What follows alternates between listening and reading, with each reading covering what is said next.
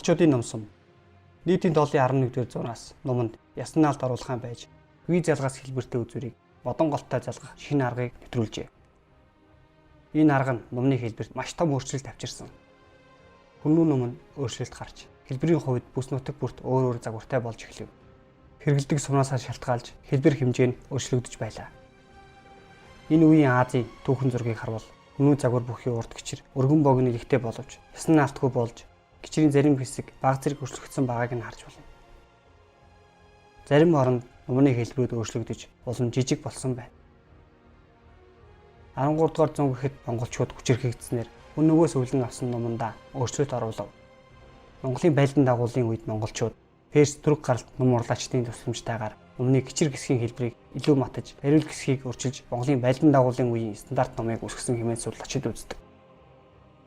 Монголын байлдан дагуулын үеийн номнууд хүннүү загварыг бодвол бариул хэсэг нь урагш төвийсэн, гिचэр хэсэг нь мэтгэр болсон зэрэг өөрчлөлтүүд гарсан.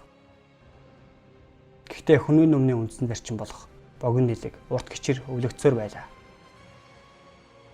Байлдан дагуулын үеийн ном Монгол орноос одоогоор 6 ширхэг олдсон. Эдгээрээс бид Монголын байлдан дагуулын үеийн номны жинхэнэ бүтэц хэлбэрийг тодорхойлж болно. Монгол номнуудыг ил хадын үеийн соёлын олон орон бүтээл дүрслэгдсэн харж болно. Монгол номсом харвааны хэрэглэлийг дүрсэлсэн 1400-аад онд бүтээгдсэн Судрын чуулган ба Хаадын ном хэмээх бүтээлүүдийн чимэг зургууд нь хамгийн сайн жишээ юм. Мөн Яан гүрний үеийн уран зурагт олон дүрслэгддэг. Монголчууд энэ үед түрэг гаралт ард түмний номыг мөн хэрэглэж байсан. Энэ нь дэлхийд дахина Мамлик ном хэмээн алдарсан жижиг ном юм. Уг ном нь хүннүү номтой адил нийлмэл ном бөгөөд загварын хувьд өөр юм.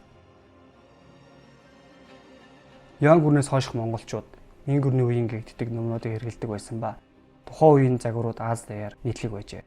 Хард ангис зүүн Европ түүнийг Крим татар загвартай ном хэмээж харин Хятадд Мин загвартай ном гэж нэрлэжээ. Хийх арга ба бүтцэн мөн л хүннүү номны адил ивэр ширмэс зүүж нааж хийдэг. Гэхдээ виз залгаас ашигласан байдаг. Харин хэлбэр ба гिचэр хэсэг нь өөр юм. 17 дугаар зуунаас монголчууд улс төрийн бутралд нэмрэгдэж манжин иргэшээлд орсноор мань загвар бүхий ном сүм хэрэглэх болсон. Мань загвартай номыг монголчууд 20 дугаар зуун хүртэл ангөрөө баяр наадамдаа хэрэглэж иржээ. Өнөөдөр Монголын зарим харваач түүнийг монгол ном хэмээн эндүрч наадамдаа хэрэглэсээр байна. Хэдий хүннүү номтой адил ивэр ширмэс бүтцтэйж 16 дугаар зууны үед үүссэн манчуудын загвар юм. Ийхүү ном сум нь галт зэвсэг дэлхийд дахин түгээмэл тархтал олон ард түмний зэвсэглэлд байсан ба өдгөө уламжлалт бэлэгдэл мөн спортын арга хэмжээнд хэрэглэгдэж байна. Номыг зохион бүтээсэн хамгийн эртний холын зайн зэвсэг болсон бөгөөд ан агнах дайн байлдааны талаар өмнө байсан ойлголтуудыг бүрэн өөрчилсөн. Эхлээд харахад энэ нь маш энгийн зэвсэг. Гэхдээ дэлхийн түүхийн туршид ном нь олон дахин боловсронгүй болж энгийн модон номнаас янз бүрийн материалаар хийгдсэн нарийн төвхтөө төхөөрөмжөөр шилжсэн байдаг.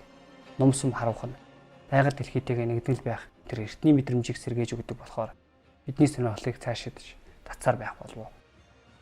Амжилтгүй агнах эсвэл харваад онох нь бүхэл ба амьдралын хоорондох ялгаа байж болох юм.